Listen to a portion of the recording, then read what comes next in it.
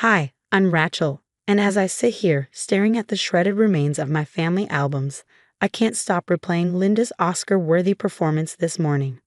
"Oh dear, your cat must have done this," she gasped, with an innocence so forced it was almost laughable. "Never mind that I don't own a cat." The smirk she exchanged with Emily, my sister-in-law, told me everything I needed to know. I should have seen this coming. From the moment I married David 5 years ago, Linda and Emily made it clear I was an outsider. Their bond was unbreakable, their family a fortress, and I was just the intruder who dared to step inside. But destroying my childhood photos, even for them, this was a new level of cruelty. It all began 3 weeks ago when David and I announced at Sunday dinner that we were expecting our first child. His face lit up with pure joy as he hugged me close and proudly declared, "I'm going to be a father." I glanced around, hoping to see at least a flicker of happiness from his family. Instead, Linda dabbed her lips with a napkin and said in the most clinical tone imaginable, "Well, I suppose we'll need to start making room for baby things." "Emily, didn't you say you needed storage for your old photos? Rachel's little collection in the spare room could be moved to the basement." Her words hit me like a slap.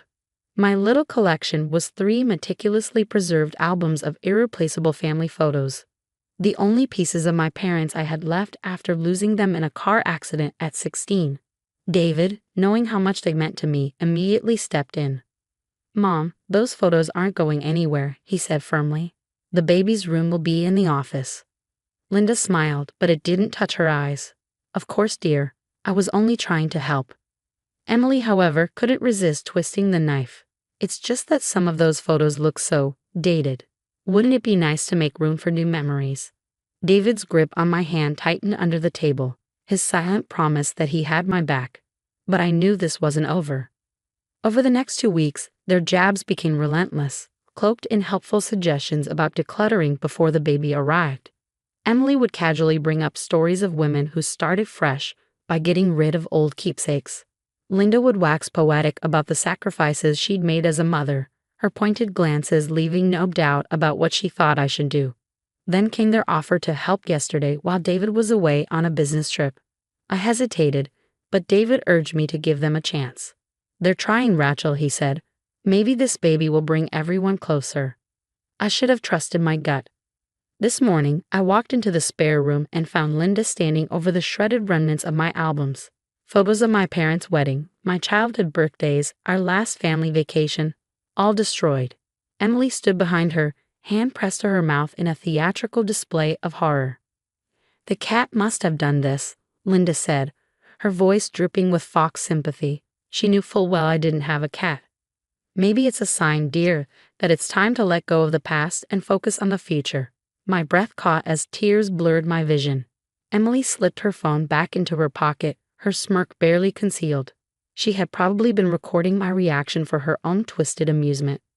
"I'll help you clean this up," Linda offered, already reaching for the trash bin. "Don't touch them." My voice was low, shaking, but it stopped her cold.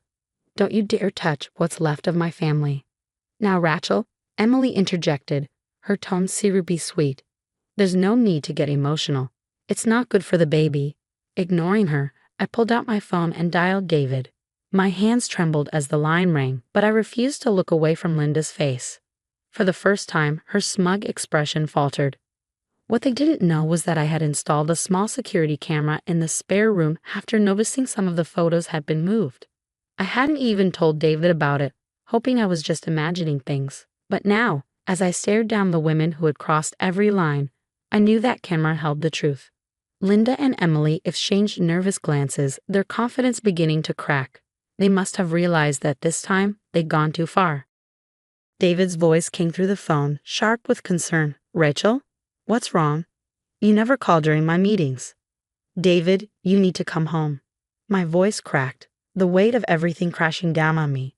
"Your mother and Emily, they destroyed all my family photos." "They what?"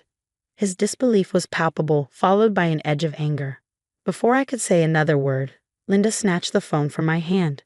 "David, sweetie, it's a misunderstanding," she said, her voice dripping with saccharine innocence. "The cat got into Rachel's old photos, and she's understandably upset. You know how emotional pregnant women can be." "What cat?" David's voice was loud enough for everyone in the room to hear. "We don't have a cat, Mom." Emily, ever the opportunist, leaned in toward the phone. "Maybe it was a stray. The window was probably left open again. Rachel does that sometimes. Remember when it rang on your work papers?" "Stop lying," I said, my voice steady now as I snatched the phone back. "David, I have it all on video. I installed a security camera in the spare room last week." For a moment, the color drained from Linda's face. Emily's smug grin vanished like a flipped switch.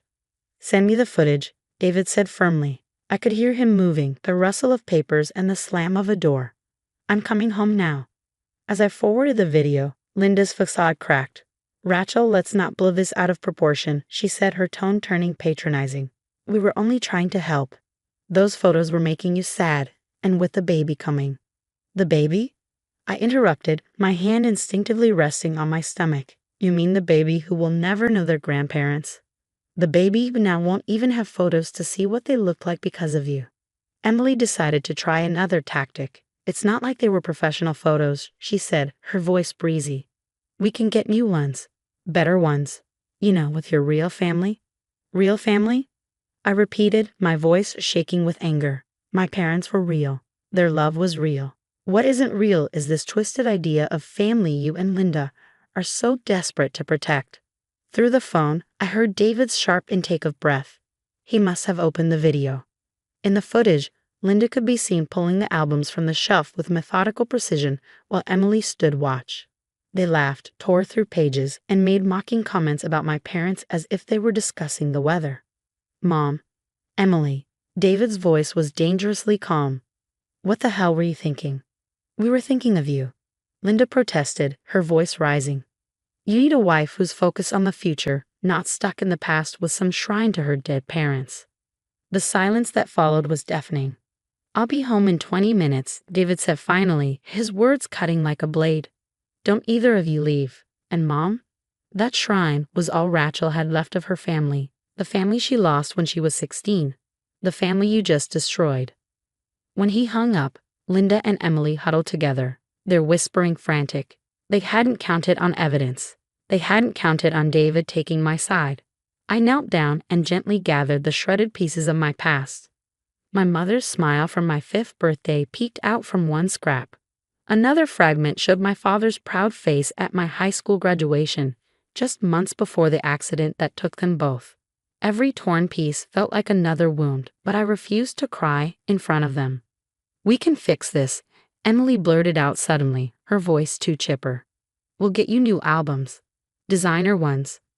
Maybe even recreate some of these photos with Photoshop." "Get out," I said quietly. "Now, Rachel," Linda began, but I cut her off, my voice rising. "Get out. If you're still here when David gets home, I'm calling the police. I'll report you both for vandalism and harassment." Their faces fell. They quickly gathered their things, Linda trying to salvage her dignity as she paused in the doorway. "You're making a mistake," she said coldly. "This family was perfect before you came along." I looked her straight in the eye. "No, Linda. This family was just better at hiding its cruelty." As their car pulled out of the driveway, my phone buzzed with a text from David. 5 minutes away. "I'm so sorry, Rachel. I should have seen this coming. I should have protected you and your memories better." I looked down at the torn photos scattered around me, years of love and laughter reduced to scraps. But as I cradled my stomach, I made a silent vow to my unborn child. "You will know love. Real love. Not the kind that's twisted into control and cruelty and called family." David's car screeched into the driveway, and I heard the front door slam as he rushed inside. This wasn't over, not by a long shot. But for the first time since I married into this family, I knew I wasn't alone. David had chosen me, chosen us, and together, we'd rebuild. The next few days were a whirlwind of emotions. David immediately canceled Sunday dinners and set firm boundaries with his mother and sister, making it crystal clear their behavior was unacceptable.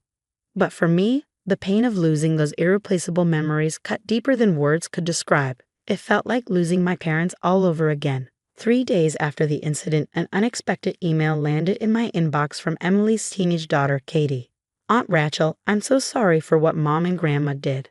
I overheard them planning something last week, so I took pictures of your albums when I was over for dinner. I know it's not the same, but I thought it might help. My breath caught as I opened the attachments. Over 100 photos stared back at me, not perfect, but clear enough to recognize the precious memories they captured. Katie had painstakingly photographed nearly every page before Linda and Emily destroyed them. My hands trembled as I scrolled through the pictures, tears streaming down my face. David pulled me into his arms. "Katie's a good kid," he said softly. "Nothing like her mother." That evening, Linda and Emily arrived unannounced, carrying expensive photo albums and a letter of apology that was clearly scripted by a lawyer. What they didn't expect was to find David's father, Robert, already seated in our living room. "Dad?" Emily faltered, her confidence wavering. "What are you doing here?" Robert's expression was unreadable, but his voice was firm. "Dealing with something I should have handled a long time ago. Sit down. Both of you." Linda started her rehearsed speech, holding up one of the pristine albums. "We came to apologize and make things right. These new albums are meaningless." Robert interrupted, his tone sharp. "Just like this apology. I've watched you two mistreat Rachel for years, and I stood by, saying nothing. That ends tonight." David gave my hand a reassuring squeeze as Robert continued, his voice heavy with disappointment. "I've seen the footage," he said. "Not just of you destroying the photos, but of every cruel comment, every orchestrated accident, every calculated insult Rachel has endured. Did you really think no one noticed things going missing? Or that Rachel wouldn't document the truth?" Emily's face went ashen. "What are you talking about?" "The baby blanket Rachel's mother made before she passed. The one that mysteriously got bleach spilled on it last week. The recipe cards from her family that vanished. The jewelry from her parents that you accidentally misplaced. Rachel has been recording everything." Linda tried to interrupt, her voice wavering. "Robert, you're overreacting. We were only trying to." "To what?" Robert cut her off. "Erase her past. Control her future. Make my grandchild ashamed of where they come from." The room was so silent that I could hear my own heartbeat. Finally, Robert turned to me, his expression softening. "Rachel," he said, handing me a small box. "I know this doesn't replace what you've lost, but I hope it brings some comfort." Inside the box was a delicate silver locket. "It was my mother's," Robert explained. "Inside is a photo of your parents. David showed me one years ago, and I made a copy, thinking someday I'd find the right moment to give this to you. That moment is now. You're more family to me than these two have been in years." Linda and Emily sat frozen as Robert laid out the consequences of their actions.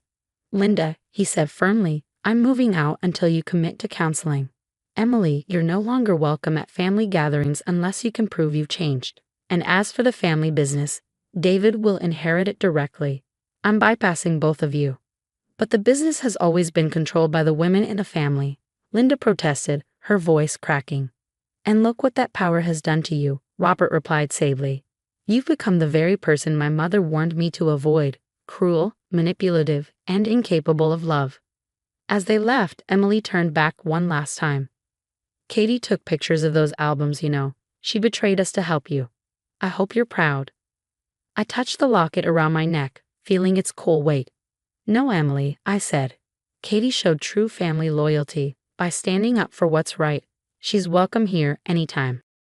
6 months later, our daughter was born. We named her Hope.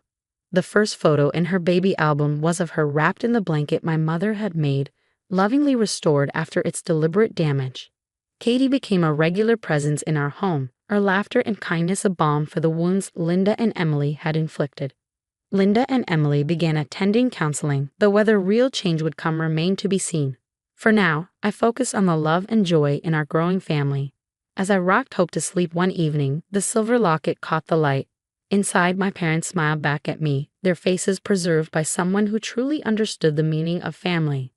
I learned that family isn't about shared blood or Sunday dinners. It's about love that builds rather than destroys, truth that heals rather than hurts, and the courage to stand against cruelty, even when it comes from those closest to you.